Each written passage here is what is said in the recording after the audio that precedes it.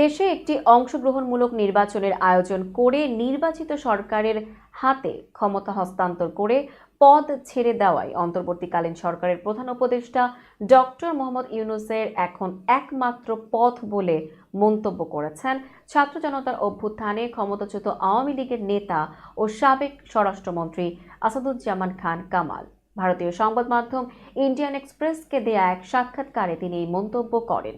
এই সাক্ষাৎকারটি সামাজিক যোগাযোগ মাধ্যম ফেসবুকে শেয়ার করেছেন প্রধান উপদেষ্টা প্রেস সচিব শফিকুল আলম। সাক্ষাৎকারে ইউনূসের উদ্দেশ্যে সাবেক মন্ত্রী কামাল বলেন, তার চেয়ারে বসার কোনো অধিকার নেই। তিনি কোনো নেতা নন, কোনো রাজনৈতিক ব্যক্তিত্ব নন। বাংলাদেশ একটি অদ্ভুত উদাহরণ হয়ে উঠেছে। ইউনূসের উচিত পদত্যাগ করা এবং আওয়ামী লীগ সহ সকল রাজনৈতিক দলকে নির্বাচনে লড়াই করার সুযোগ দিয়ে গণতন্ত্র পুনরুদ্ধার করতে দেয়া, এটাই একমাত্র উপায়।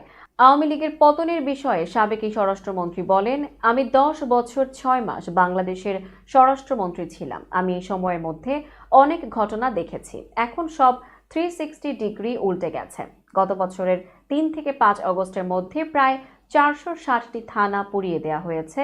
5,829টি অস্ত্র পুলিশ স্টেশন থেকে কেড়ে নেওয়া হয়েছে। প্রধানমন্ত্রী যেখানে থাকেন সেই গণভবন থেকে এসএসএফ এর অস্ত্র কেড়ে নেওয়া হয়। আমি নিজেও 5 থেকে 6 আগস্ট ঢাকায় ছিলাম এবং 7 আগস্ট বাড়ি থেকে বের হয়েছি। স্বরাষ্ট্রমন্ত্রী হিসেবে ঘটনার আঁচ করতে পেরেছিলেন কি না এমন প্রশ্নে কামাল বলেন, যখন থানা জ্বলছে এবং পুলিশ নিষ্ক্রিয় হয়ে যাচ্ছে, তখন জাতি কেবল সাক্ষী হওয়া এবং মৃতদের গণনা করা ছাড়া আর কিছুই করতে পারে না। পুলিশই সাধারণ মানুষকে রক্ষা করে, কিন্তু পুলিশ যদি হামলার শিকার হয় তাহলে কি হবে? আমি বলবো এটি একটি যৌথ অভ্যুত্থান ছিল, জঙ্গি ও সেনাবাহিনীর যৌথ অভ্যুত্থান ছিল এটি।